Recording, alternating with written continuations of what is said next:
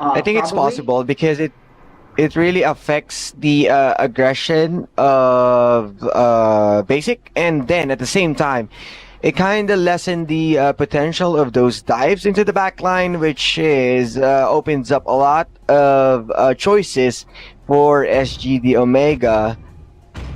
So even a Wow. Sicilian is still possible, and just to stop that one, you gotta lessen those frontliner Your jumps. And the team is Hylas is scanning. definitely one who can put a good amount of setup, but I'm not seeing any Grok picks right now, which is Your team is which picking. is open.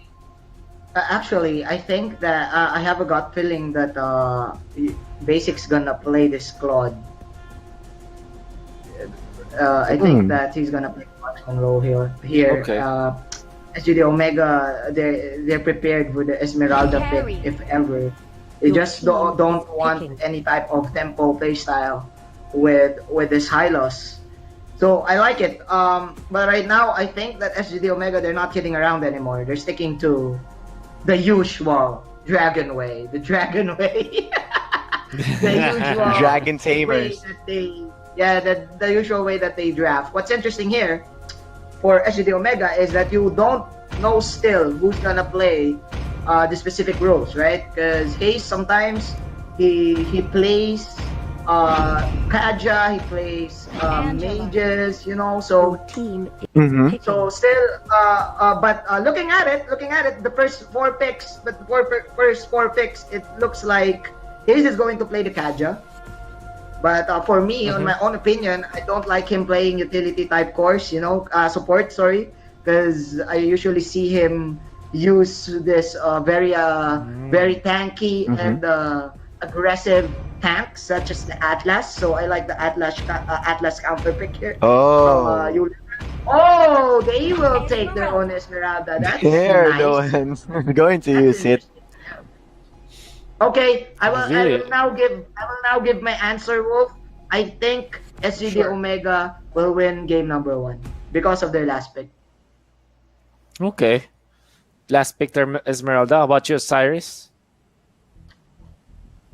Yeah, we may not be seeing that aggressive rock, but in terms of prolonging the game, having the shredder, and of course the Match and see if that's going to be any different as we head into game 1 of ULVL versus SGD.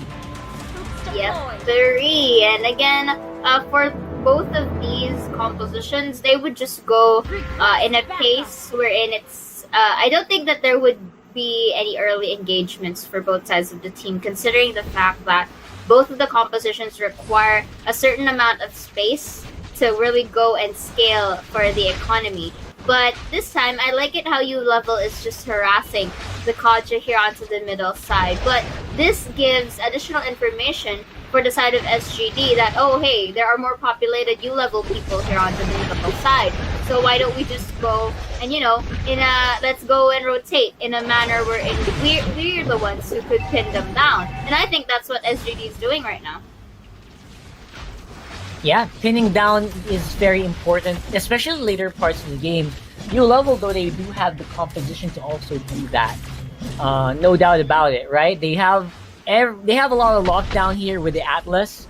My Yes. problem is, of course, how GZ and Toshi both have Purify, which we've seen sometimes when Atlas goes for a Purify, goes for a Fatal Links and then gets Purified, sometimes he's left super vulnerable, right? That's my only concern for Deb's Atlas. Not to mention Toshi is already super scary on his Esmeralda.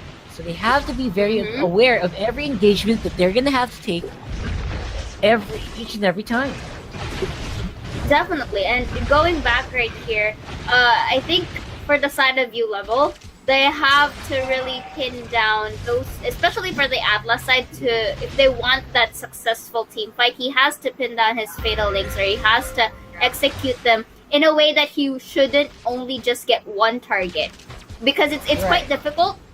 Because if he invested onto a single person, that could just be a turnaround for SGD, utilizing it because, okay, that doesn't have ult anymore, so this is a chance for us to get in. And that's one of the things that ULVL has to consider.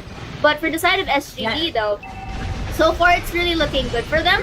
I think it just needs to slowly scale, give space for the carry, because in terms of early game potential, Claude might be having the upper hand in terms of damage for this early game. But if the carry was able to be given some space, I think that's one of the main points for SGD. Yeah, the problem is, again, the carry is just... it's in the hands of Hajizi, you know? It's Hajizi, whenever he goes on hero, it's always super mechanically gifted. Although that was a very, very close call. And Flame Shot, that would have been the way to go. That would have been the place to do it if you're gonna teleport back. Luckily, Hajizi was nowhere to be found there. Saves him in the time. So far, so good. Back to the point we were making. I mean, Deb, that's a lot of pressure on Deb to perform well here on this Atlas, because again, you have to be aware where you are each and every point in the game. And again, Hajizi is not that easy to catch as well. That's something you have to think about. It's very difficult to catch Hajizi. What more when they go for a big team fight like this one?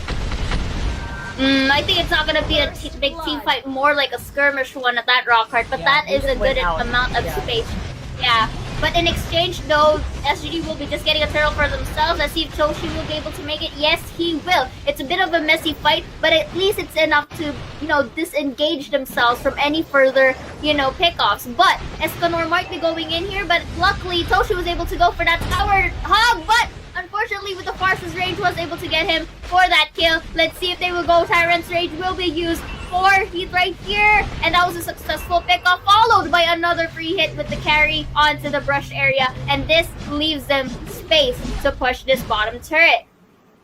Yep, this is exactly what I was talking about. Hajizi, he is so good at moving heroes and getting into the mobility. Great fail links, but look at what happened. Instant purify and instant kill. Beautifully played there by Hajizi on the carry. And he took the mispositioning of the Atlas earlier. If you notice, that was a bit of a delayed flicker effect.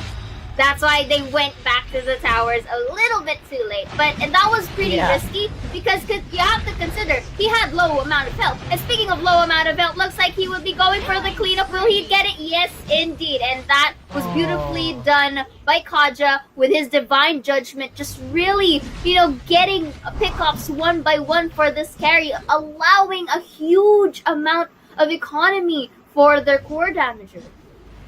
That's just so good. Like, right after we just analyze a kill, he goes in straight for another one. Hajizi's not showing any signs of slowing down in this game. Don't forget, he is facing off against Chu, which we've seen yesterday pull off some really crazy stunts. That's what I'm waiting for in this game, to be honest. I'm waiting for Chu to be really super irrelevant. Again, it's going to be a big problem because Angela Shields will be completely nullified. And how effective is the Claude going to be without the Angela Shield? Okay, so there's 2-1 here, and Kufra really putting some crowd control right here, really immobilizing the Thamsol Rover, leaving the carry for that cleanup right there. Let's see if Deb could actually go for a potential link, but of course this is what I've said, you can't really apply the fatal links in only one person. And if I'm not mistaken, Kenji isn't the best target to really eye out right here, considering that he is pretty solid into our battlefield. And you know what, this is getting a little bit of a pinch for ULVL, because the carry here is just getting all the resources, be given some space. Deb will be used to flicker out to safety. Farsa will just use her kits to just shove away the members of SGD. This goes to show that map control wise, it's in the hands of the Dragons. Completely. I feel like even top lane is having a hard time just keeping afloat. And Secret, he has not been joining the team fights that much as well. I think he knows that if Toshi is in the area, it's probably a bad idea. Looking like Kenji is going to be able to meet 3 members of ULVL. That is a solo fail link on a singular target, but Kenji, he looks like he still wants to make it out, but not going to be in time. Here's the backup here. Here's the revenge kill from SGD. Going over a double kill for Hajizi. That is not what you want to happen at that point in time. Oh, that was a nick of time recall earlier by the Angela right there. But this is getting pretty evident the fact that ULVL had some miscommunications earlier because they were being picked off one by one. They didn't have the chance to really enter in a manner that they wanted. And speaking of enter that they wanted, Cooper right here just using his rage all over, knocking out a secret over there and just giving really kills to the carry, which is the thing. Heath really knows how to take care of his carry. That's true. Heath is, we haven't been noticing the Kufra that much, but he has been doing a phenomenal work actually creating zones of defense for SGD Omega and making sure that Hajizi doesn't always get caught up on his own.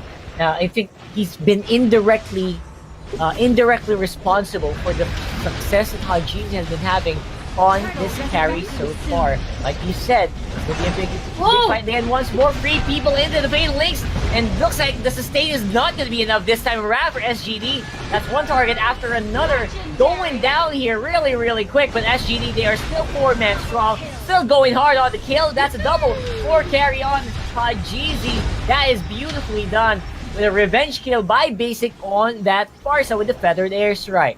So overall, it's still a net positive here for SGD, able to do some pushes despite the 2-for-2 trade. We are now seeing the fruits of Carry's labor as he goes really roaming around the map for some resources. And speaking of, before I could even finish a sentence, he was just there, getting all the turtle takes, the objectives, and, just fashionably going into pretty distinctive skirmish fights. And the good thing here is that Hajizi is in a very good position to free hit, in which case ULVL is unfortunately not be able to pin down throughout the 9 minutes of our game. But speaking of pin down, it looks like they will be getting Kenji in exchange.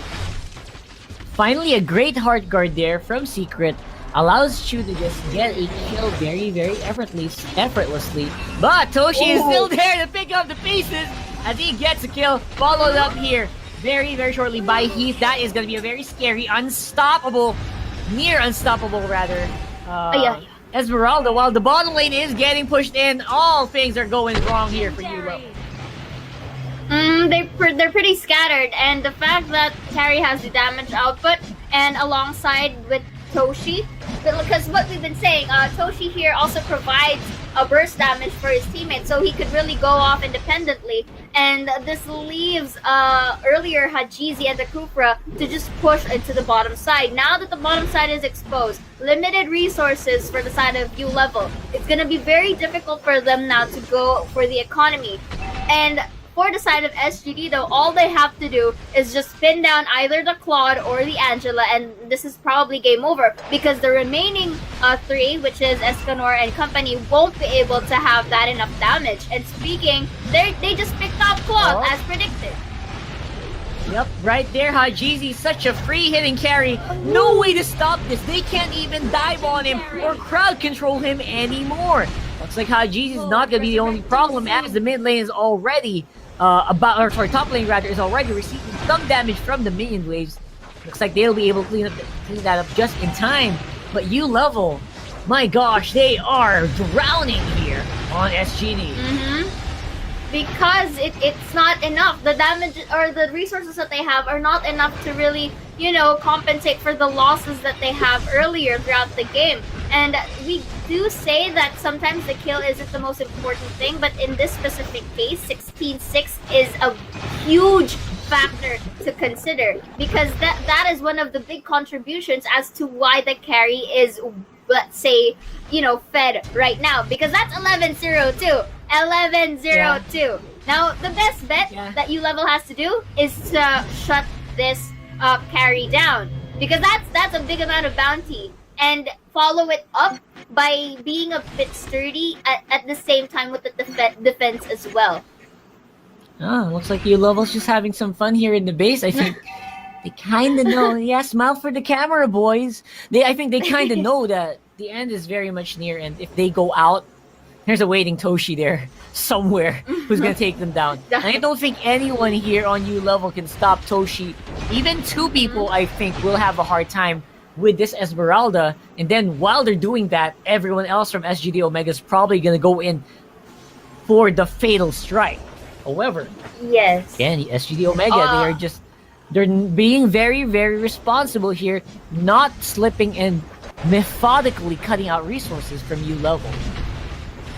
Simply because this is the discipline that we are observing with SGD Omega all throughout. They're not really in a rush. And speaking of not rush, just that divine judgment is one of the key factors into winning this. While the Lord just pressures on the bottom, they go and pick off one by one members of ULVL. That's just an opening for them. And let's see, Fatalists will only get one, but that's not going to be enough. But look here, it's going to be a bit messy as the carry will just free hit all day long. And I think they will be finishing this all the while, but the Angelo manages to go and shut down finally had Jeezy right there, and this is now forcing SGD Omega to be a little bit more careful and cautious in terms of pushing this. But I think they will be pushing this as they would just target the base and just knock up Secret and Basic right here with the help of the minions. Game number 1 is in SGD Omega.